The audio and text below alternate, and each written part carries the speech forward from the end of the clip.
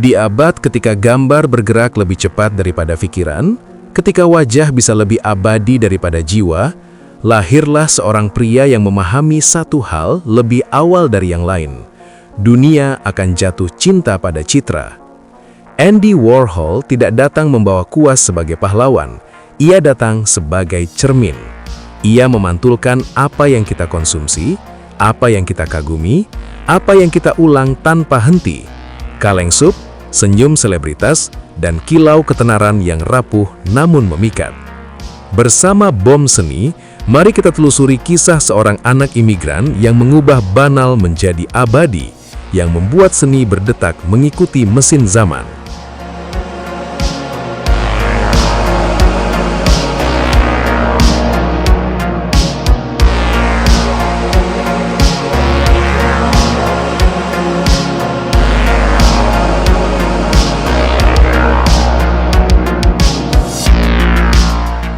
Andy Warhol lahir dengan nama Andrew Warhola pada 6 Agustus 1928 di Pittsburgh, Pennsylvania.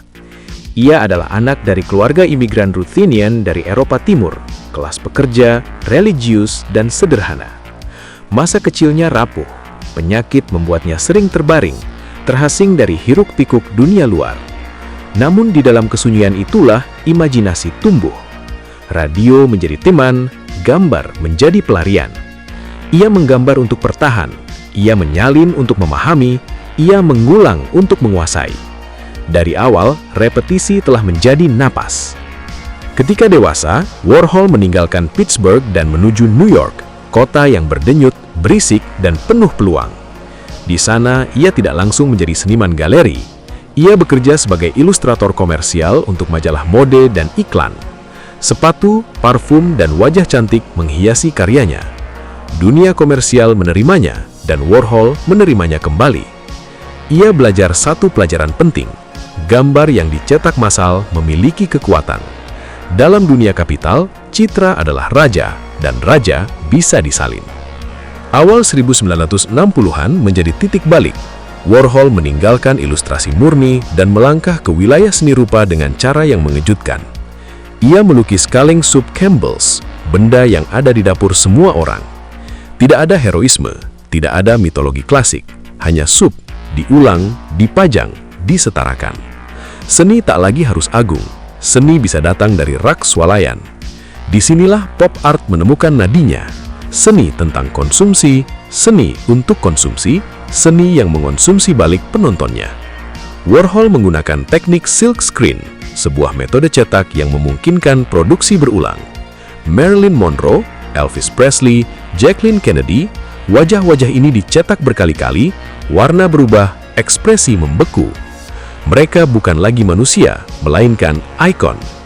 Warhol memahami bahwa di era media, ketenaran adalah produk. Hari ini dipuja, esok diganti. Rima zaman pun terdengar, dipuja, dijual, dilupa, diulang. Studio Warhol dikenal sebagai The Factory, bukan sekedar ruang kerja, melainkan panggung sosial. Musisi, aktor, penyair, drag queens, dan para outsider berkumpul. Seni bercampur dengan pesta, film, musik, dan eksperimentasi. Warhol tidak berdiri di tengah sebagai maestro klasik. Ia lebih seperti sutradara yang diam, membiarkan kamera berputar, membiarkan hidup menjadi seni. Ia berkata sedikit, namun melihat banyak. Ia merekam punia tanpa menghakimi. Namun di balik kilau perak The Factory, ada sisi gelap yang jarang disorot. Pada tahun 1968, Warhol ditembak oleh Valery Solanas. Ia hampir mati. Tubuhnya selamat, tetapi jiwanya berubah. Setelah itu, karyanya menjadi lebih dingin, lebih terkontrol. Mesin semakin dominan, jarak semakin terasa. Warhol mulai melihat kematian sebagai bagian dari produksi. Kecelakaan mobil, kursi listrik, berita tragis, semuanya menjadi citra, semuanya menjadi pola. Hidup dan mati berjalan berdampingan, dicetak dengan tinta yang sama. Warhol sering dianggap dangkal, terlalu komersial, terlalu dingin. Namun justru disitulah ketajamannya. Ia tidak berpura-pura bahwa seni berada di luar sistem. Ia menenggelamkan seni ke dalam sistem itu sendiri. Art is what you can get away with, katanya. Sebuah kalimat singkat, tajam, dan ironis. Seni baginya bukan moral, melainkan realitas. Ia juga meramalkan masa depan dengan ketepatan yang nyaris menakutkan. Di masa depan, setiap orang akan terkenal selama 15 menit. Hari ini, di era media sosial, ramalan itu bergema. Like, share, viral. Ketenaran singkat, rima yang berulang. Muncul, bersinar, menghilang. Andy Warhol meninggal pada 22 Februari 1987 di New York. Namun kematiannya bukan akhir. Ia hidup dalam setiap feed Instagram, dalam setiap logo yang dijadikan gaya, dalam setiap seniman yang berani berkata bahwa seni dan pasar tak bisa dipisahkan. Warhol tidak meminta kita mencintainya, ia hanya meminta kita melihat diri sendiri.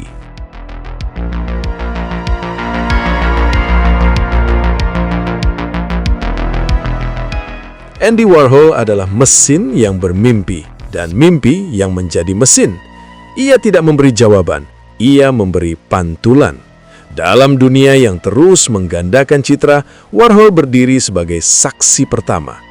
Ia mengajarkan bahwa keindahan bisa banal, bahwa banal bisa abadi. Di antara sub dan selebritas, antara tinta dan trauma, Andy Warhol menulis puisi tanpa rima yang rapi. Namun, justru di sanalah nadinya hidup. Ia pergi, namun bayangannya menetap. Dalam setiap layar yang kita sentuh, dalam setiap wajah yang kita ulang, Andy Warhol tersenyum diam. Mesin terus berputar, dunia terus mencetak, dan seni sekali lagi menjadi cermin.